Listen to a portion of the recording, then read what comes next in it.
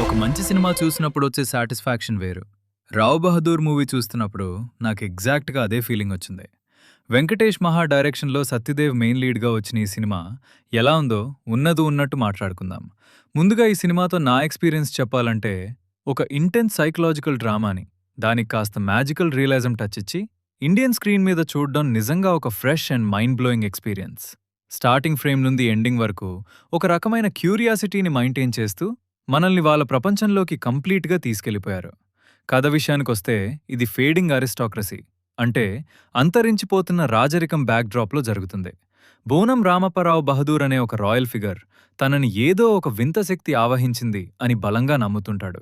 కానీ చుట్టూ ఉన్నవాళ్ళు మాత్రం అతనికి పిచ్చి పట్టింది అనుకుంటాడు. అసలతనికి నిజంగానే ఏమైనా అయిందా? లేక అదంతా అతని మైండ్ ఆడుతున్న ఆట అనేది ఈ సినిమా మెయిన్ స్టోరీ లైన్. ఇక ఈ సినిమాలో మెయిన్‌గా మాట్లాడుకోవాల్సింది, ఎలివేట్ చేయాల్సింది మన సత్యదేవ్ గురించే. బాస్ అసలు ఏం యాక్టింగ్ రా బాబు అనిపిస్తుంది. ఈ సినిమా కోసం సత్యదేవ్ పడిన కష్టం ప్రతి ఫ్రేమ్‌లో అతని కళ్ళలో స్పష్టంగా కనిపిస్తుంది. ఒక ఏజింగ్ అరిస్టాక్రాట్ క్యారెక్టర్ కోసం గంటల తరబడి ప్రాస్థెటిక్ మేకప్ వేసుకుని అతను చూపించిన డెడికేషన్‌కి నిజంగా హ్యాట్స్ ఆఫ్. ఒక మనిషి లోపల జరిగే సైకలాజికల్ వార్‌ని, ఆ రాయల్ యాటిట్యూడ్‌ని బ్యాలెన్స్ చేస్తూ సత్యదేవ్ ఇచ్చిన పెర్ఫార్మెన్స్ ద బెస్ట్ అంతే. సత్యదేవ్ లాంటి టాలెంటెడ్ యాక్టర్‌కి సరైన క్యారెక్టర్ పడితే ఎలా ఉంటుందో ఈ సినిమా ప్రూవ్ చేసింది. మిగతా క్యారెక్టర్స్‌లో డాక్టర్ ఆచారిగా వికాస్ ముప్పాల, అలాగే రేణుక క్యారెక్టర్‌లో దీపా థామస్ కూడా చాలా న్యాచురల్‌గా సత్యదేవ్‌కి పర్ఫెక్ట్ సపోర్ట్ ఇస్తూ నటించారు. టెక్నికల్‌గా మూవీ చాలా స్ట్రాంగ్‌గా ఉంది. 'కేర్ ఆఫ్ కంచరపాలెం' లాంటి రియలిస్టిక్ మూవీ తీసిన వెంకటేష్ మహా ఇందులో కంప్లీట్‌గా ఒక సర్రియలిస్టిక్ వరల్డ్‌ని క్రియేట్ చేశాడు. అతని విజన్, ఆ వరల్డ్‌ని ఎస్టాబ్లిష్ చేసిన విధానం బ్రిలియంట్. స్మరణ్ సాయి ఇచ్చిన బ్యాక్‌గ్రౌండ్ స్కోర్ సినిమాకి ప్రాణం పోసింది. ఆ మిస్టరీని, టెన్షన్‌ని తన మ్యూజిక్‌తో నెక్స్ట్ లెవెల్‌కి ఎలివేట్ చేశాడు. కార్తిక్ పర్మార్ సినిమాటోగ్రఫీ కూడా ఆ విజువల్స్‌ని చాలా గ్రాండ్‌గా, ఆ డార్క్ అండ్ సైకలాజికల్ మూడ్‌కి తగ్గట్టుగా క్యాప్చర్ చేసింది.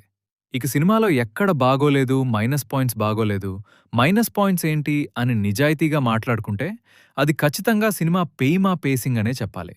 ఫస్ట్ హాఫ్‌లో కథని, క్యారెక్టర్స్‌ని ఎస్టాబ్లిష్ చేయడానికి కొంచెం ఎక్కువ టైం తీసుకున్నారు. సో ఫస్ట్ హాఫ్ కొద్దిగా స్లోగా, హెవీగా అనిపిస్తుంది.